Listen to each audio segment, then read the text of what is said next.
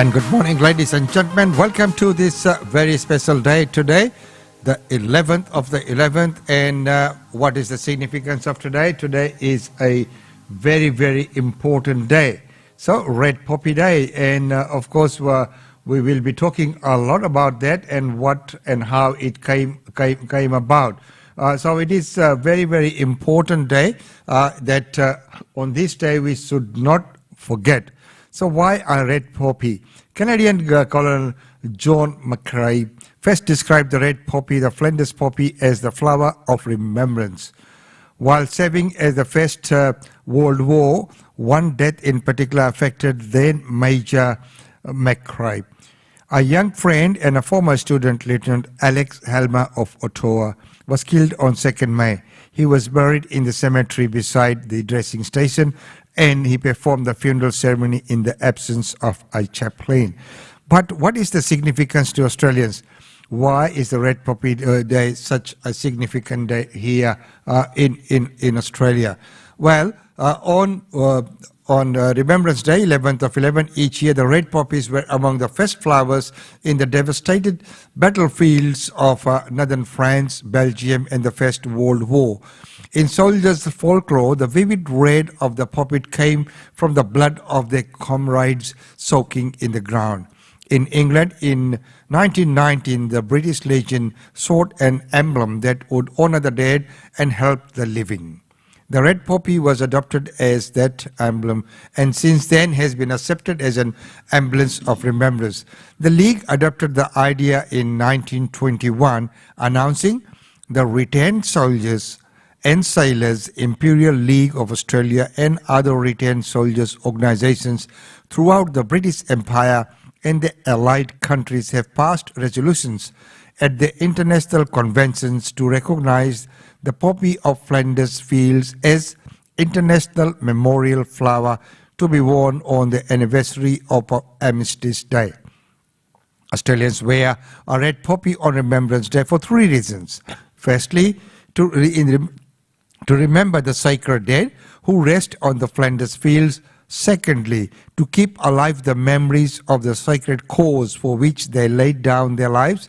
And thirdly, as a bond of esteem and affection between the soldiers of all allied nations in respect for France, our common battleground.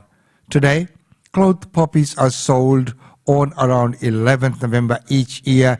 They are an exact replica in size and color of the poppies that bloom in Flanders Field. The RSL sells millions of red cloth poppies with proceeds going towards raising funds for the welfare work. So if you too are in and out and about and if you see the red poppy being sold by the members of RSL anywhere, please stop by and support that. So today at 11 on the day of 11th of 11th, please observe a moment's silence for those who have fallen for us. This Remembrance Day, however you choose to mark it, RSL is asking all Australians to honour our veterans and remember to remember. Yeah, and yes, remember to remember. That is a very, very important and very powerful message there as well. Well, right now, Queensland has recorded 2 new locally acquired cases. Here's our Premier. Now, today I can announce that we have 3 new locally acquired cases. So I need Queenslanders to listen to this. We're going to see more and more cases as our borders open, but I just want to go through this with people so we understand what needs to happen. So the first case is detected on the Gold Coast. The person lives at Pacific Pines, potentially infectious in the community for 6 days. Now the good news there is that they've had 1 dose of the vaccine. So if you live on the Gold Coast, now Gold Coast has not reached that 80% yet. If you have any symptoms whatsoever, you need to go and get tested. You also need to go and get your vaccine. If you have been thinking about it and wondering whether or not you should, today is a good day to go and get your vaccination. Now, we'll be putting out a list of exposure sites and the Deputy Chief Health Officer will talk about that in a moment. Now, the second case is detected in Warwick. Now, we need to make sure that the residents of Warwick are also getting vaccinated and getting tested.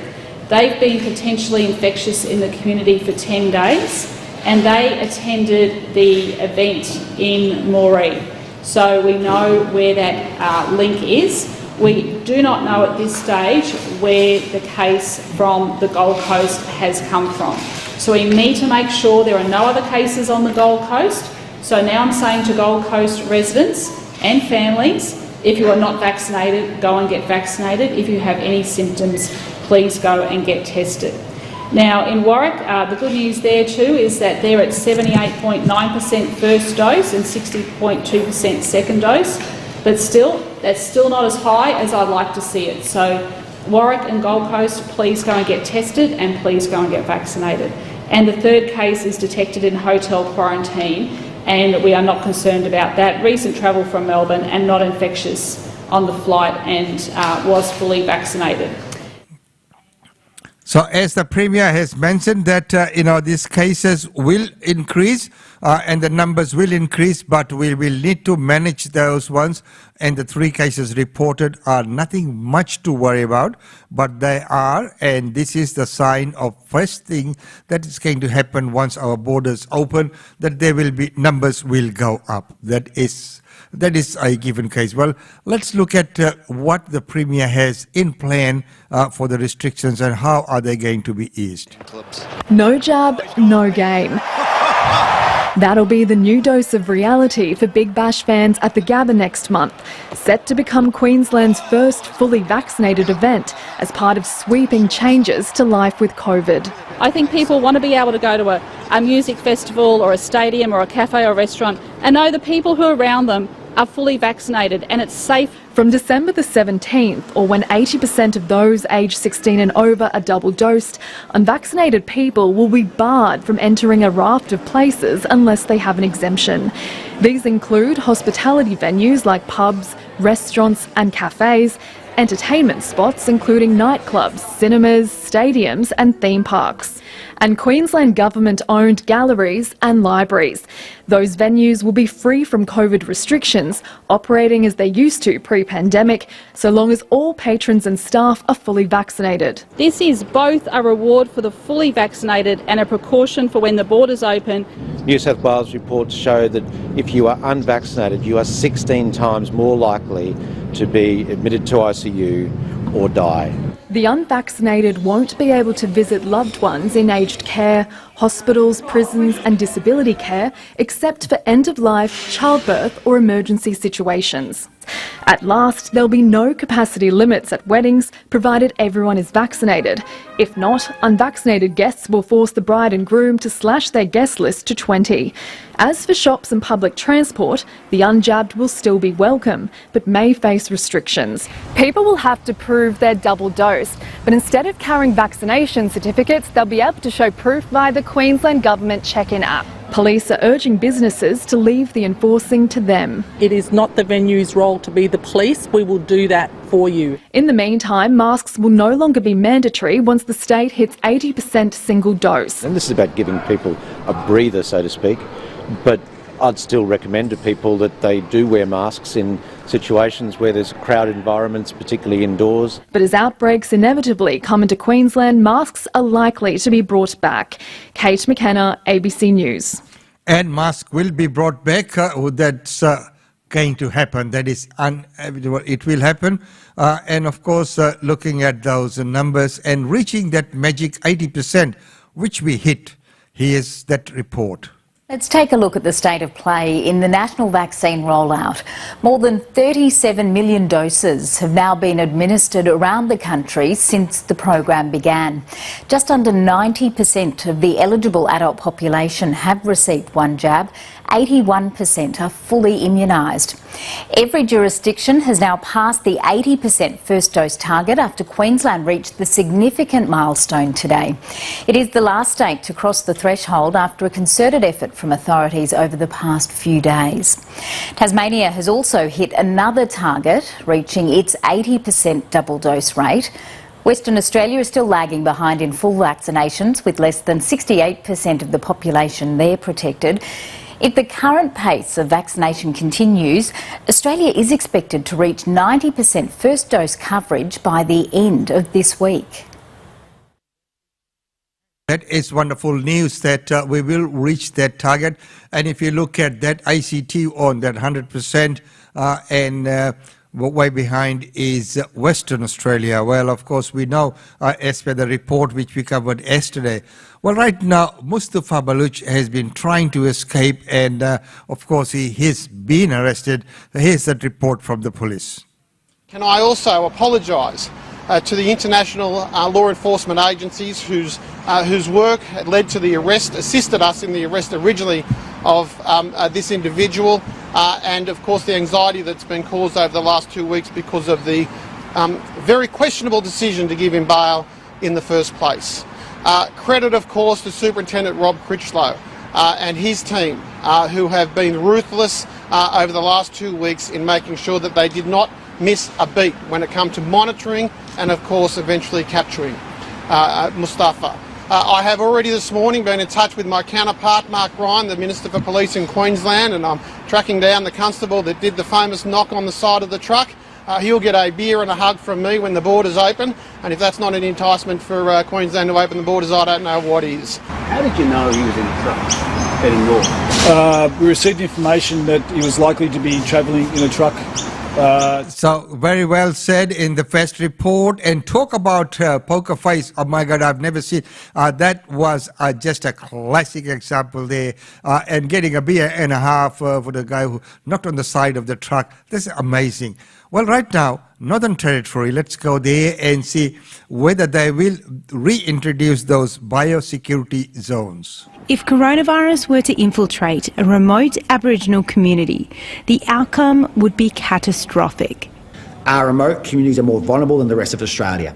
They have a higher rate of underlying health factors that place many of our people at greater risk of serious complications or death if they get COVID. To protect the most vulnerable, the NT government has set a new remote vaccination target. Unlike urban areas where rates only include those over 16, in the Territory's remote communities, 80% of people 5 and over will need to be double dosed for restrictions to ease. There's now calls for restrictions on international and interstate travellers to remain until kids over 5 can also be vaccinated. Kids can transmit the virus. So if they are looking at an 80% vaccination rate for that general increased population, it'd be better just because of the risk that it raises for Indigenous Territorians. And some experts say, to save lives, the remote rate must be closer to 100%. Even with 80% of Aboriginal and Torres Strait Islander people over the age of 5 years vaccinated, the risk of death is still a little over 30 people per 100,000 people in the population. But if the uptake is 95% in those over 5-year-olds, then the risk of death is near zero. Les Turner from the Central Land Council supports the new target, but has concerns about easing restrictions while the rates in some communities remain low. He says biosecurity zones may need to be reintroduced or lockouts considered in some communities if rates don't improve. It is concerning about opening up the Northern Territory too soon, but as I mentioned earlier, there may be other measures we have to do in remote communities where the vaccination rates aren't so high. The new Doherty modelling suggests the Northern Territory can handle between 30 and 100 daily COVID cases, but Dr Parker isn't convinced. I think that's very optimistic given the current high levels of level 4 restriction and code yellow on Royal Darwin Hospital. I think the potential for major health issues in Indigenous communities is going to put a massive impact on the health system. It will put a massive impact on the health system. There will be a lot of load on that. And of course, we know that opening up now is in time for Christmas. And of course, there's a lot of anxiety, a lot of people, a lot of families who want to be reunited, who want to be together at Christmas. But the big question is, are we opening up too soon? I know Christmas means a lot. It is a very significant day and it is a very significant time. The holidays are there. Everyone wants to be together. But still the big question remains, is it opening up too soon? Or should we have waited till maybe early next year, or maybe just next year, January? By that time, looking at the targets where we have reached, that's a big question there. But of course, we know with Christmas coming, it is a time where people need to be together. Families always traditionally get together, and that is very, very, close to the hearts of people and very sacred moment as well. Well, still on the topic, while the lockdown has been in place, let's look and talk about aeroplanes. Well, where are they? Of course, we know that in the normal times, they are all at the airports, but even at the airports, when they are on the ground, they're still paying money to the airport. Why? Because that's the parking fees, the landing fees, that's what they pay. But while there was a lockdown, there's so many aircrafts. What happened to them? Where were they stored?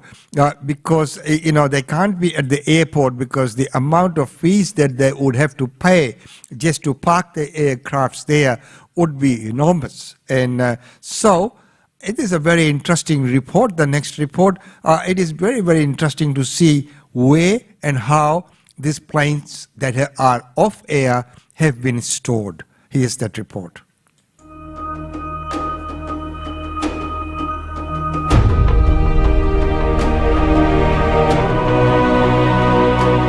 The middle of Australia is home to some of the world's most ancient landscapes.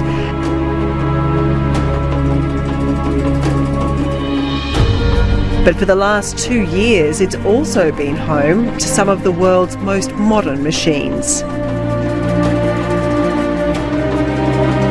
This is the Asia Pacific Airline Storage Facility. At the height of the pandemic, 130 aircraft were stored here.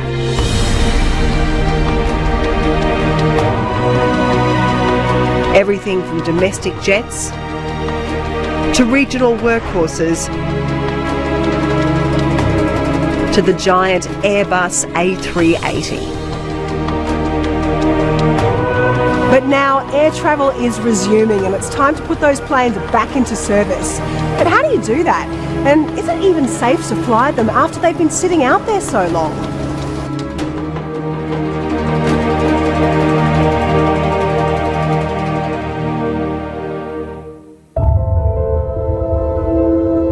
Empty terminals, empty cabins, and empty skies.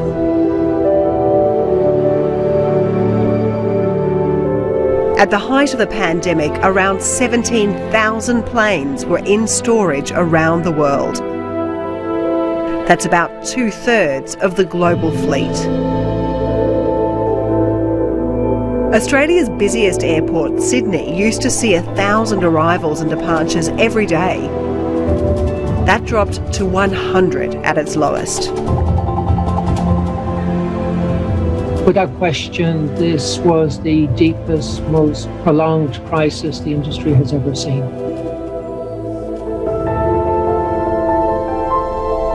In the months after the September 11 attacks, demand for air travel fell by 20%. During the SARS pandemic, it dropped by 10%. The financial crisis in 2009 saw a sustained, though relatively minor drop. But when COVID hit, worldwide airline travel stopped, almost completely. And even though there has been something of a restart, it's still only 40% of pre-pandemic traffic. It's not expected to return to normal until 2024. It is no secret. The entire pandemic period has been extremely difficult for us at Cathay Pacific. I would say like it has been for everyone in this industry.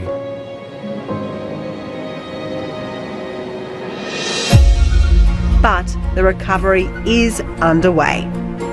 Today, one of those jets that's been stuck in the outback for 18 months is about to get back into the air. It takes nearly a month to wake a plane up from a 2-year slumber, and these are the people that do it. There's a lot of work to pull an aircraft out of deep storage. There's a lot of removing of protective covers. There's a lot of systems integrity testing and verification to make sure it's safe to fly. And can you imagine the amount of stress that those people would have? The onus is on them to check all those planes, make sure each and every connection is safe and intact. All the safety equipment are in place. So what a big, huge responsibility on them. Well, talking about air travel and everything like that, at 10 a.m. we have Tanvi Goel joining us right here with what can we do? What's our, what sort of restrictions have been listed? Where can we go during these times? So that's coming up at 10. But right now it's time to go to our daily India report. With that, let's welcome Ankita. Welcome to the Daily India Report that brings you glimpses of the changing India and the growing engagement of the Indian diaspora with India. In our first story, relief for Indian travellers as 96 countries agree to mutually accept COVID vaccine certificates. Ever since the COVID-19 pandemic hit the world, international travel has become a hassle, with each country having a different set of norms and quarantine guidelines. A new rule will now help Indian travellers go overseas without any problems. Indian Health Minister Mansukh Mandavia has announced good news for all international travellers from India. The Health Minister said that 96 countries have agreed to mutually accept the certificates of Indian vaccines. Further, he said that this move by over 96 countries is a reflection of worldwide acceptance of India's vaccines and vaccination process. He announced that of the 8 vaccines that have gotten the emergency use listing approval from WHO, 2 are Indian vaccines, Covishield and Covaxin. The Union Minister commended the government's effort to accelerate the pace of COVID-19 vaccination across the country and crossed the 1 billion milestone completed on October 21st. Till now, over 1.09 billion vaccine doses have been administered across the country. Mandavia said that the Indian government continues communication with the rest of the world so that beneficiaries of the world's largest COVID vaccination program are accepted and recognized, thereby easing travel for education, business and tourism. For those who wish to travel abroad, the International Travel Vaccination Certificate can also be downloaded from the government's Kovind web portal.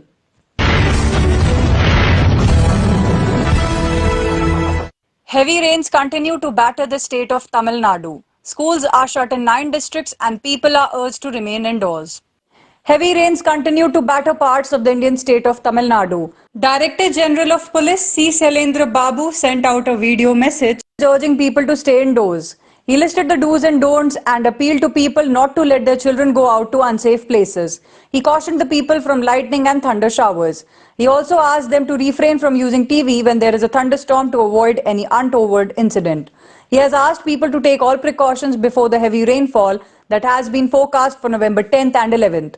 Schools and colleges in 9 districts of Tamil Nadu will remain shut on these 2 days. Owing to a heavy rain forecast, a holiday has been declared in Chennai, Kanchipuram, Thiruvallur, Chengalpattu, Kudalur, Nagapattinam, Thanjavur, Thiruvarur and Mayiladuthurai. The heavy rainfall forecast was put out owing to a low pressure area over the Bay of Bengal that is very likely to concentrate into a depression, the meteorological department said. As per the forecast by IMD Chennai, heavy to extremely heavy rainfall is expected in the city till November 13th. Fishermen have been advised not to go towards South Andhra Pradesh, Tamil Nadu coast and the adjacent Sri Lanka coast till November 11th. The Madras High Court pulled up the Greater Chennai Corporation for failing to take adequate measures to prevent flooding in the city during rain. A French media report reignites row over Rafale deal in India. Opposition Indian National Congress demands joint parliament committee, but ruling BJP says Indian National Congress or INC stands for I Need Commission. A report by a French media outlet has reignited the political debate over the purchase of French-made Rafale aircraft for the Indian Air Force. The Government of India on 23rd September 2016 inked a deal with the French government and Dassault Aviation to procure 36 Rafale jets. This deal was preceded by a failed effort to procure 126 medium multi-role combat aircraft during the Congress-led UPA regime. French investigative journal Mediapart has now made fresh claims that bogus invoices were used by French aircraft maker Dassault Aviation to pay at least 7.5 million euros to a middleman to help it secure the procurement deal with India. The alleged kickbacks were paid to the middlemen in Mauritius between 2007 and 2012, when the Congress-led UPA was in power from 2004 to 14. In April 2015, Indian Prime Minister Narendra Modi announced the Government of India's decision to buy 36 Rafale fighter jets. This was a year after the Ministry of Defence withdrew the 126 aircraft deal signed between Dassault Aviation and Hindustan Aeronautics Limited. The ruling BJP today attacked the Congress party over alleged corruption before 2014. At the same time, Congress leaders Rahul Gandhi and Priyanka Gandhi Vadra led their party in accusing the government of a cover-up of corruption. Afghanistan remains a top focus in India's bilateral meetings, with Tajikistan and Uzbekistan being held on 10 November 2021. National Security Advisor Ajit Doval is set to host the security chiefs and secretaries of 7 nations on November 10th to discuss the situation in Afghanistan. Ahead of the NSA level meet, Doval held bilateral interactions with his counterparts from Tajikistan and Uzbekistan. Afghanistan emerged as the major focus of both discussions. In August of this year, the Taliban overthrew the government of Afghan President Ashraf Ghani and took control of the country. During the interaction with Security Council of Tajikistan Secretary Nasrullah Ramtjon Mahmudzoda on November 9th, a detailed exchange of views on Afghanistan took place with significant convergence of assessments. Both sides expressed concerns about the sharp rise in terrorist threats from Afghanistan in the recent past. Sources said that the Tajik side highlighted the gravity of the situation in Afghanistan. Tajikistan is in a unique position in its stand against the Taliban and has been extending support to the Northern Alliance forces or the resistance movement of Panjshir Valley in Afghanistan led by Ahmad Masood. Indian President Nath Kovind confers Padma Bhushan Awards for 2020-21. Indian President Nath Kovind presented Padma Awards for the year 2020 to 73 individuals, some posthumously, at a ceremony held in the Rashtrapati Bhavan. Of these, 4 were Padma Vibhushan, 8 Padma Bhushan and 61 Padma Shri Awards. The Padma Awards are given in 3 categories: Padma Vibhushan, Padma Bhushan and Padma Shri, and are announced annually on the eve of Republic Day. The Padma Vibhushan is awarded for exceptional and distinguished service, Padma Bhushan for distinguished service of high order, and Padma Shri for distinguished service in any field. Those awarded Padma Vibhushan were former Union Ministers George Fernandes, Arun Jaitley, Sushma Swaraj and Pandit Channulal Mishra, Hindustani classical and semi-classical vocalist. President Kovind presented Padma Bhushan Awards to badminton player PV Sindhu, Dr. Anil Prakash Joshi for social work, Dr. S.C. Jamir for public affairs and Mumtaz Ali for spiritualism. He awarded Padma Shri Awards to renowned literature of Santali language Damayanti Beshra, television and film actress Sarita Joshi, besides music composer Adnan Sami Khan and actress and filmmaker Kangana Ranaut. The President also presented Padma Shri to the captain of the Indian hockey team Rani and to Dr. Raman Gangakhedkar, head of the Division of Epidemiology and Communicable Diseases, the Indian Council of Medical Research in New Delhi, among others.